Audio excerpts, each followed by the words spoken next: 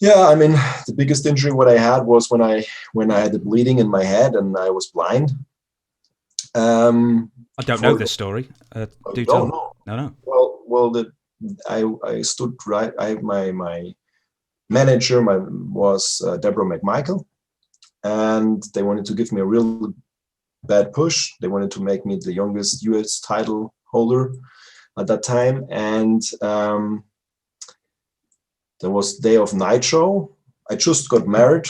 I just married my wife on Thursday. On Friday, I bought a house. Then I had Saturday show, Sunday pay-per-view, Monday Nitro, and I think was it Toronto or somewhere up there somewhere, or Saginaw, I think. And I felt really bad that day. I had a lot of headaches and stuff like that. And the reason for that was I had a couple concussions beforehand, but I never took a break because I didn't want to lose my spot on the show. And yeah, I had headaches and felt funny and stuff like that. And then, but I wanted to do the match against Prince Iaukea because they told me, hey, that's the next step to the US title.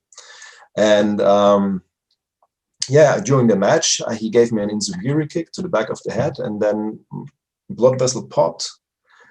And during the match, my vision went away. I kept wrestling. I finished the match, and then when I was walking back through the entrance curtain, I was totally blind. Wow.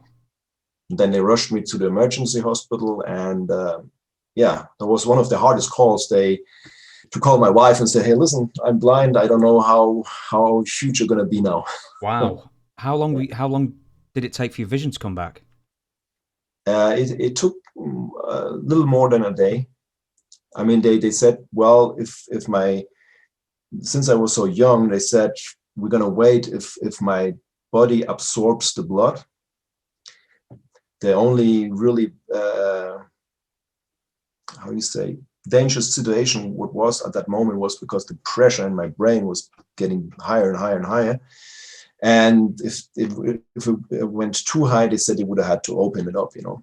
But luckily, my body absorbed the blood, and they gave me medication for the blood pressure and for the brain pressure and stuff like that. And then they did um, some sort of to check my brain.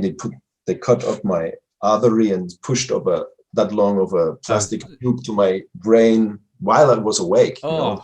oh, oh. And they put some sort of fluid in my head, and it felt like my head was exploding. And yeah, they told me it was like a pop vessel, and I had to lay 1 week. I was not allowed to move, nothing. And then after that 1 week, when I got up, I mean, 1 week that happened, I wasn't able to walk anymore. Really, my wife had to help me in the shower and wash me and stuff like that. And then I went back home, and I had to lay 1 month in bed in a dark bedroom. I wasn't allowed to move or nothing, you know. And, And and you then I went found, back. And you went of back course, to that's my life. I mean, that's my love and for the business. And so I started at home. I lived in Atlanta. The houses are built with wood style, you know, everything's wood and stuff like that. And after a while, I started taking bumps in my dining room. One bump, and I felt sick for 2 hours. Then I did another bump, because your brain had to get used to it again. And then I started training again. I always felt sick. And after a while, when I managed to get that under control, I went down to the power plant and I started training there again. And then someday I said to the office, hey, listen, I'm ready again. I want to step in the ring. And they said, no, you're never going to step in the ring again. And I said, why? Because the doctor said there's a chance that you die. And I said, no, I want to step in the ring. I was like 22 years old or something like that. And well, they didn't let me. And what I did, I went to a lot of doctors. And then someday I found a doctor who said, yeah, he could maybe, you know. Was he not And a very good doctor? no, actually, it was a good doctor, very Was good doctor. he? And yeah, then I had to sign that thick of a contract where it said on every second page, you know you can die if you step in the ring. You can die this when you know, and all that stuff. And I didn't even read it. I signed it and then I went in the ring. But it took a while in the matches. I mean, the first few matches, I always felt still. I mean, there were certain times I wrestled at 10 p.m. on Nitro or whatever, and I drove from that arena to the next building, like in Montana or whatever. There's nothing around. I mean, and I felt sick, and I thought to myself, well, there's nobody around that can help you. You're just gonna die here by yourself on the street. Wow. You know. But that after 3-4 months, the sickness went away, and then I wrestled many years.